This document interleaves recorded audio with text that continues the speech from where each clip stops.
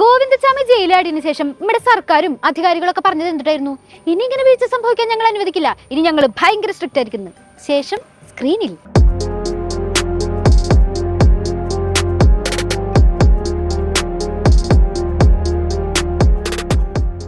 സംഭവം എന്തിട്ടാന്ന് മനസ്സിലായില്ല.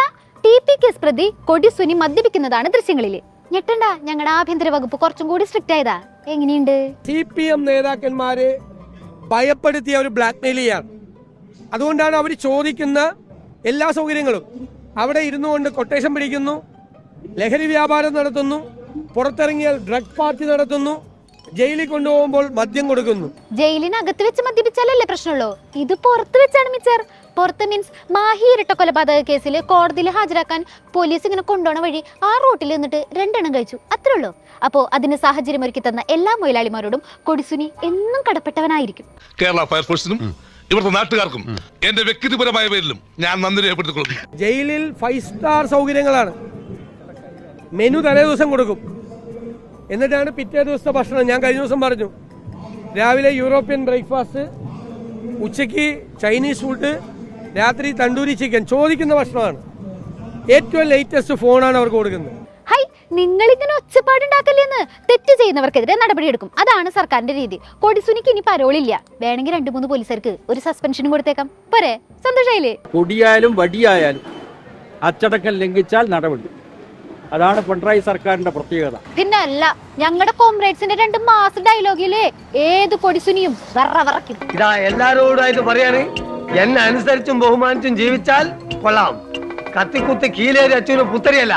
ആരായാലും തെറ്റ് ചെയ്താൽ നടപടി സ്വീകരിക്കും. അതിൻ്റെ ഏറ്റവും വലിയ തെളിവാണ് ഈ പരോൾ ക്യാൻസൽ ചെയ്തുകൊണ്ടും എസ്കോർട്ട് പോയിട്ടുള്ള പോലീസുകാരെ സസ്പെൻഡ് ചെയ്തുകൊണ്ടുള്ള നടപടി. അത് സർക്കാരിന് കിട്ടിയ റിപ്പോർട്ടിനെ അടിസ്ഥാനപ്പെടുത്തിയാണ്. ശരിക്കുള്ള ചോദ്യം പക്ഷെ ഇതല്ലല്ലോ സഖാവേ. ജയിലിൽ നിന്ന് കൊടും കുറ്റവാളി ചാടിപ്പോവാ, ജയിലിലെ പ്രതികളിൽ നിന്ന് മദ്യവും മയക്കുമരുന്നും പിടിക്കുക, അത് പ്രതികൾക്ക് എത്തിച്ചു കൊടുക്കുന്ന ഉദ്യോഗസ്ഥർക്ക് ഒരു സസ്പെൻഷൻ കൊടുത്ത് ഒടുക്കുക. അതാണല്ലോ ഇപ്പോഴത്തെ ഒരു ട്രെൻഡ്. ഈ ട്രെൻഡ് ഇവിടെ എങ്ങനെ വന്നു? ഈ ട്രെൻഡ് എന്താ ഇവിടെ അവസാനിക്കാത്തത്? ഇന്ന് പണ്ടത്തെ പോലെ ജയിലിനെ പറ്റിയുള്ള സങ്കല്പനമല്ല ഉള്ളത്. ജയിൽ ശിക്ഷിക്കപ്പെട്ട തടവുകാരെ പാർപ്പിക്കാനുള്ളതാണ്, അതോടൊപ്പം തിരുത്തൽ കേന്ദ്രങ്ങൾ കൂടിയാണ്. നല്ല തെറ്റിതിരുത്തൽ. അപ്പോ ഗോവിന്ദച്ചാമി ജയിലിൽ ചാടിയത് തെറ്റ് തിരുത്താൻ വേണ്ടി ഇവര് ഹെൽപ്പ് ചെയ്തതാണോ നമ്മൾ സംശയിക്കേണ്ടിയിരിക്കുന്നു. അല്ല, ജയിലിലെ മദ്യത്തിന്റെ മയക്കുമരുന്നിന്റെ ഒക്കെ കാര്യം ചോദിക്കുമ്പോ പാവം പ്രതികൾ തെറ്റിതിരുത്താൻ അവർക്ക് ഒരു അവസരം കൊടുക്കുന്നു പറഞ്ഞിട്ട് കരയണ കോംറേഡിനെ കാണുമ്പോ അങ്ങനെ ഒരു സംശയം തോന്നാ സ്വാഭാവികമാണല്ലോ. എനിക്കിതൊക്കെ ഒരു ത്രില്ലായിട്ടാ തോന്നുന്നത്. സെൻട്രൽ ജയിലിന്റെ ബോർഡിങ്ങൾ കണ്ടിട്ടില്ലേ അല്ലേ? Kannur central jail and correctional centre എന്നാണ്, തിരുത്തൽ കേന്ദ്രം കൂടിയാണ്. അപ്പോ ജയിലുകളിൽ കിടക്കുന്ന കൊടും ക്രിമിനലുകളെ നന്നാക്കാനുള്ള കഠിന പ്രയത്നത്തിലാണ് നമ്മുടെ കോംറേഡ്സ്. ഇപ്പൊ മനസ്സിലായ, മനുഷ്യനാവണം എന്ന് പാടി മാത്രമേ പോരാ, അത് പ്രാവർത്തികമാക്കാനും ഞങ്ങളുടെ കോംറേഡ്സ് തന്നെ വേണം. കോംറേഡ്സ് എല്ലാവരും ശരിക്കും നന്മമരങ്ങൾ തന്നെ. ജയിൽ ശിക്ഷിക്കപ്പെട്ട തടവുകാരെ പാർപ്പിക്കാനുള്ളതാണ്, അതോടൊപ്പം തിരുത്തൽ കേന്ദ്രങ്ങൾ കൂടിയാണ്. പാർട്ടി സെക്രട്ടറിക്ക് ഇനി ഈ വിഷയത്തിൽ എന്തിട്ടാ പറയാനുള്ളത്?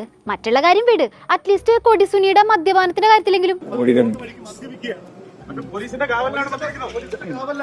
അത് പിന്നെ അങ്ങനെ ഒരു പാർട്ടി സെക്രട്ടറി പാർട്ടിക്ക് ക്ഷീണം ഉണ്ടാവണ എന്തെങ്കിലും ഒരു ചോദ്യം ചോദിച്ചിട്ടുണ്ടെങ്കിൽ ഉത്തരം പറയാണ്ട് അപ്പിറങ്ങിപ്പോവും. ഇങ്ങനെ പേടിക്കലടാ. കൊടിസുനിയുടെ മദ്യപാന വിഷയത്തിലെ ഏറ്റവും വലിയ ഹൈലൈറ്റ് എന്തിട്ടാണെന്നറിയോ? സംഭവം നടന്നിട്ട് ഇപ്പൊ 2 ആഴ്ച കഴിഞ്ഞു, പക്ഷെ പോലീസ് ഇതുവരെ കേസ് എടുത്തിട്ടില്ല. അത് കേസ് എടുക്കാൻ വേണ്ടിട്ട് പോലീസുകാർക്ക് ആ ഒരു വൈബ് കിട്ടിയിട്ടുണ്ടാവില്ല. ഇതില് എവിടെ നമുക്ക് വീഴ്ചകൾ കാണുന്നുണ്ടോ, അതിന് നമ്മളതിലെ പ്രോപ്പർ നടപടി സ്വീകരിക്കുന്ന വീഴ്ചയുണ്ട്. പോലീസുകാർ അതൊക്കെ പഠിച്ചുകൊണ്ടിരിക്കുകയാണെന്ന്. ഈ പഠിത്തം ഏത് കാലത്ത് തീരുമെന്തോ? പ്രതികളുടെ കണ്ണിലൂടെ നോക്കുമ്പോ നിങ്ങളൊക്കെ അവരുടെ ചങ്കിടിപ്പാന്ന് തോന്നുന്നുണ്ടാവും അല്ലേ?